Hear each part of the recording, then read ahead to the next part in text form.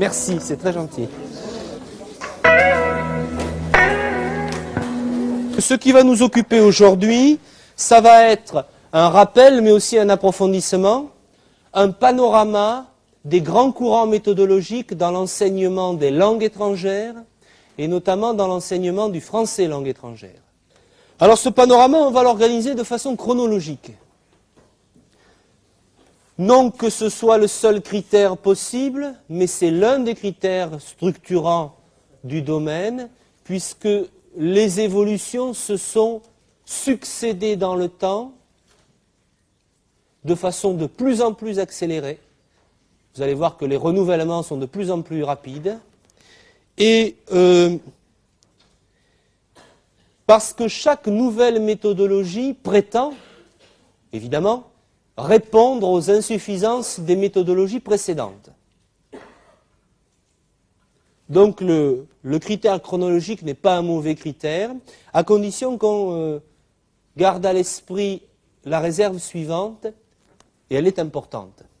C'est que ce n'est pas parce qu'apparaissent de nouvelles méthodologies que les méthodologies précédentes disparaissent.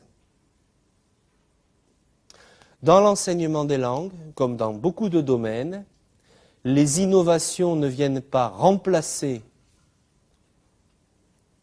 en tout cas pas majoritairement remplacer les systèmes précédents, elles viennent, les innovations, simplement s'y ajouter. Ce qui signifie, vous allez le voir, que, bon, les méthodes les plus anciennes, puisqu'on va remonter au Moyen-Âge, quand même. Les méthodes les plus anciennes ont été à peu près totalement abandonnées, mais je dis bien à peu près, parce que, en grande partie, ce que vous trouvez dans les méthodes assimile, par exemple, ça relève de ce qu'on trouvait comme manuel de conversation au XVe siècle, ce qui n'est pas un jugement de valeur de ma part, mais largement abandonné. Et ensuite, on a eu des méthodes traditionnelles, et puis des méthodes plus modernes, audiovisuelles, audio-orales, etc. On va y venir. Et vous savez, pour l'avoir vécu vous-même, dans vos apprentissages de langue, qu'on rencontre encore aujourd'hui, ici ou là, des méthodes traditionnelles, alors qu'on n'en a plus inventé de nouvelles depuis maintenant quasiment un demi-siècle. Mais celles qui étaient là continuent à être utilisées. Donc on est bien clair, il y a,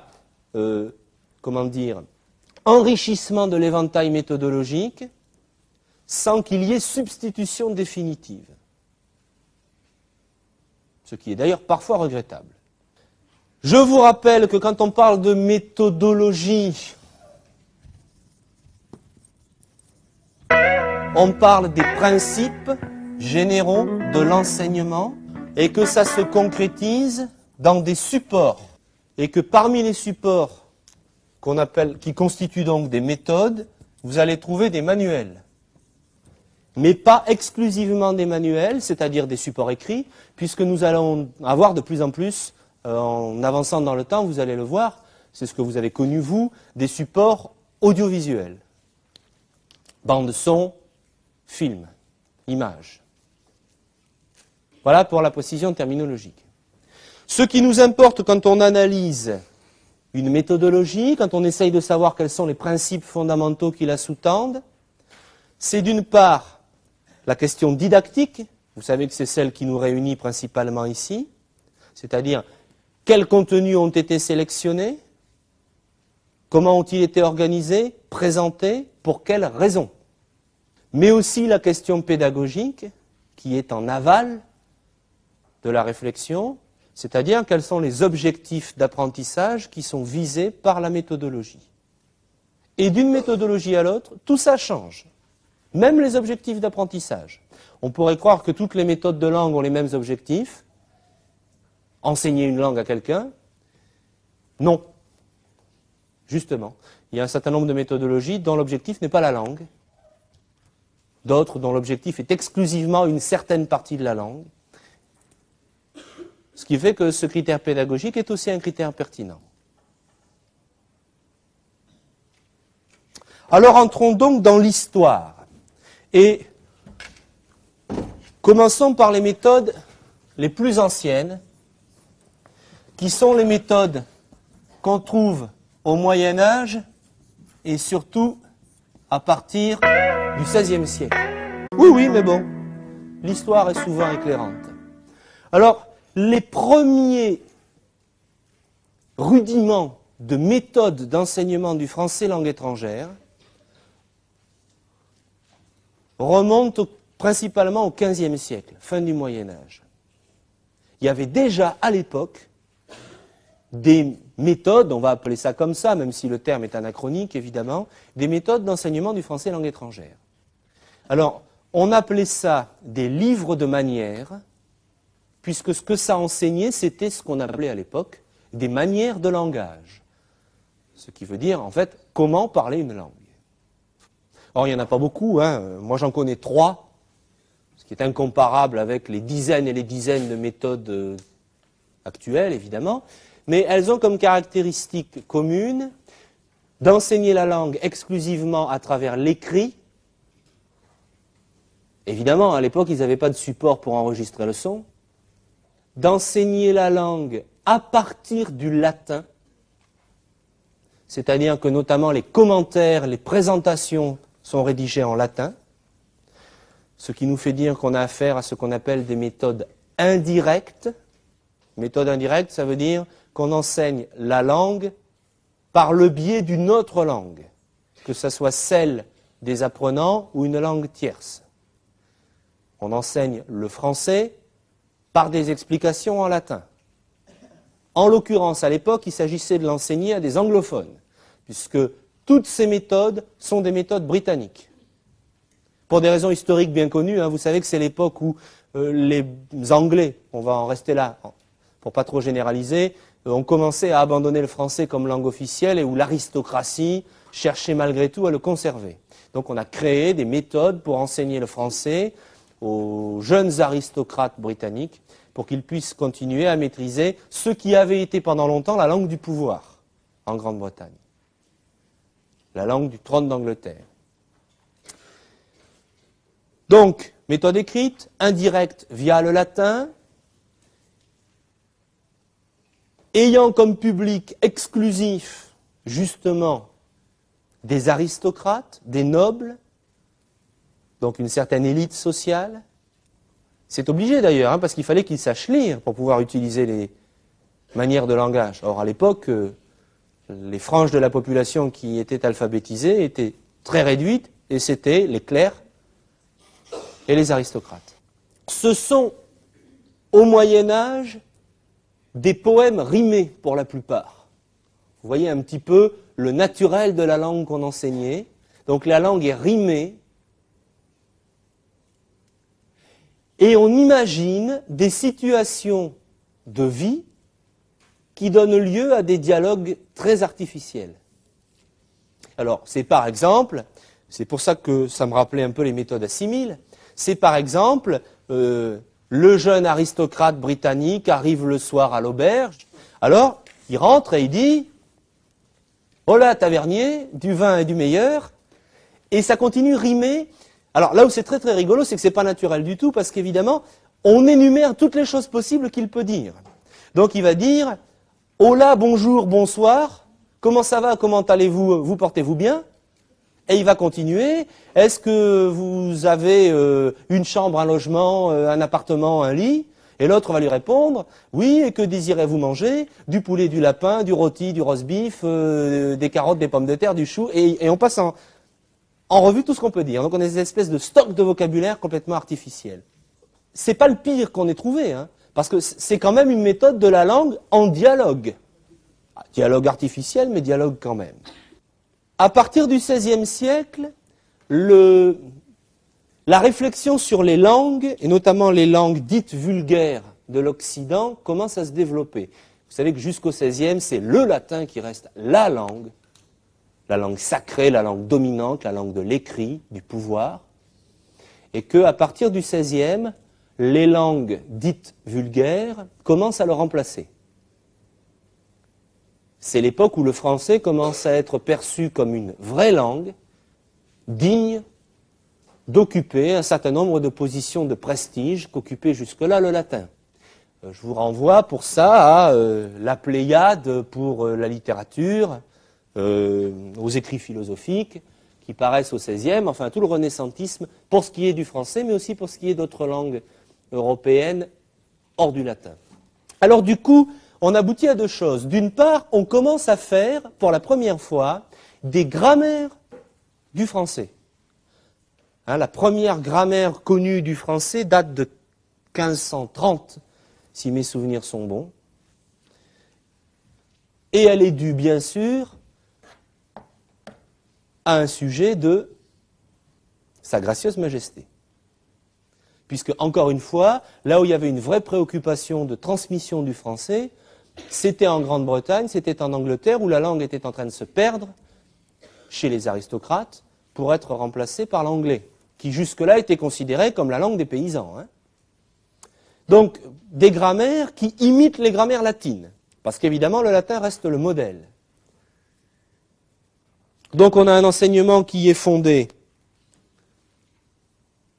comme l'enseignement du latin, sur la traduction de textes littéraires, le fameux thème version, hein, évidemment exclusivement sur l'écrit, pire encore que dans les méthodes du siècle précédent, parce que là, il n'y a même plus de dialogue. Hein.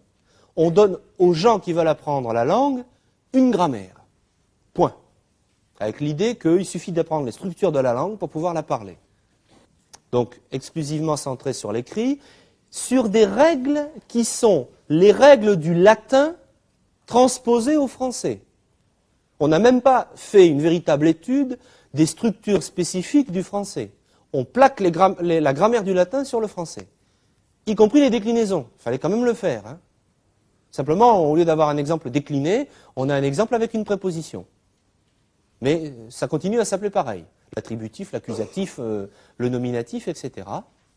Vous imaginez le décalage, hein, donc dans la présentation, dans la compréhension qu'on pouvait en avoir quand on lisait ça. Et de toute façon, on continuait à s'adresser exclusivement à des milieux aisés, à des élites économiques, culturelles, politiques. Il fallait savoir lire, il fallait avoir le temps d'être scolarisé, etc. On est toujours dans de la méthode indirecte. On apprend une langue par des explications données sur cette langue et notamment par des explications données soit dans la langue des apprenants, soit en latin. On n'enseigne pas le français en français.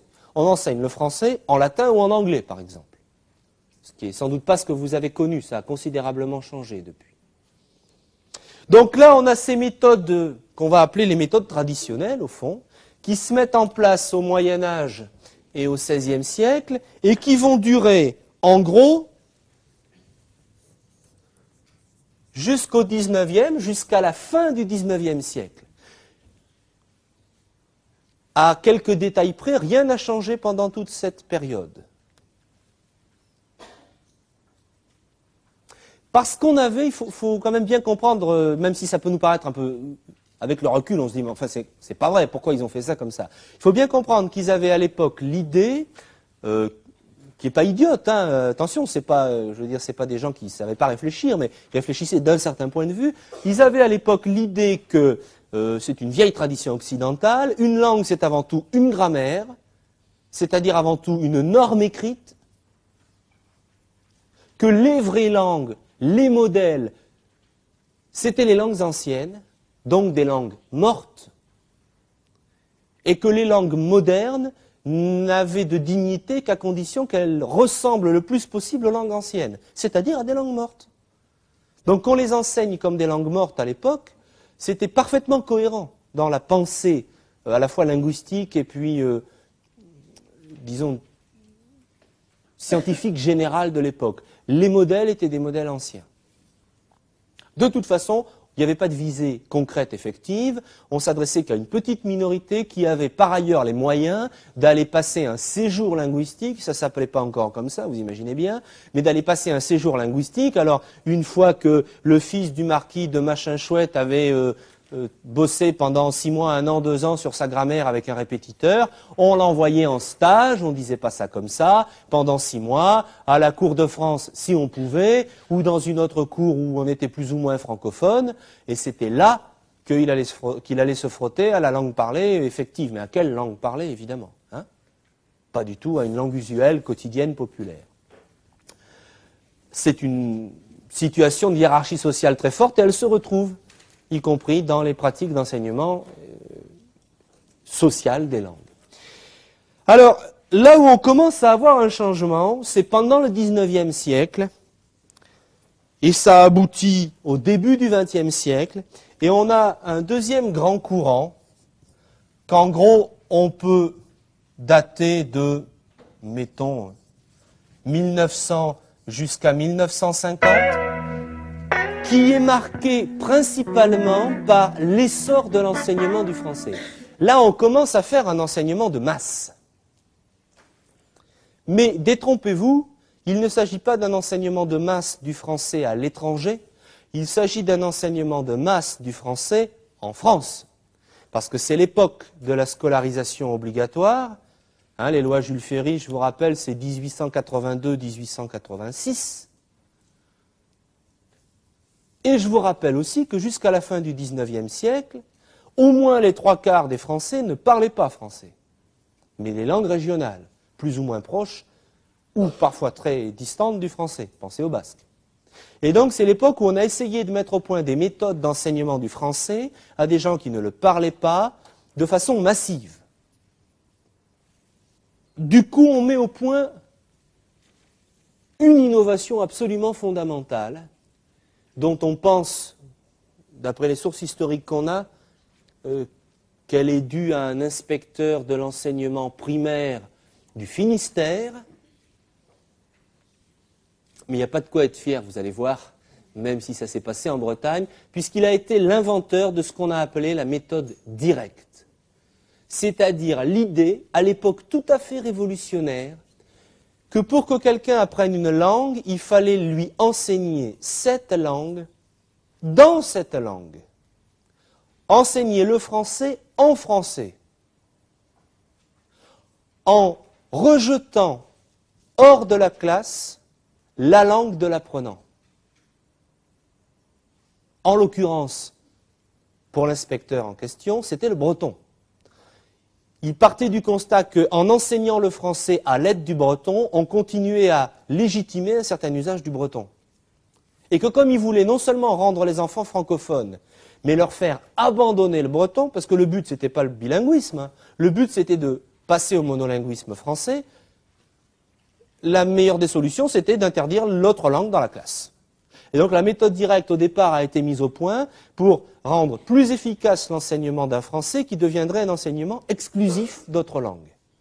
Ça, c'est fin 19e, début 20e que ça se met en place, et le ministère de l'Instruction publique, puisque c'est comme ça que ça s'appelait à l'époque, a trouvé l'idée géniale, et là, très rapidement après expérimentation, recommandé chaudement à tous les enseignants de français de France.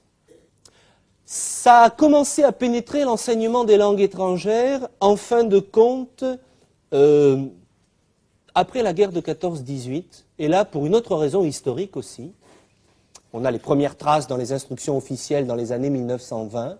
C'est parce qu'on s'est rendu compte sur le front que les soldats français étaient particulièrement mauvais en langue étrangère, ce qui pouvait leur poser des problèmes.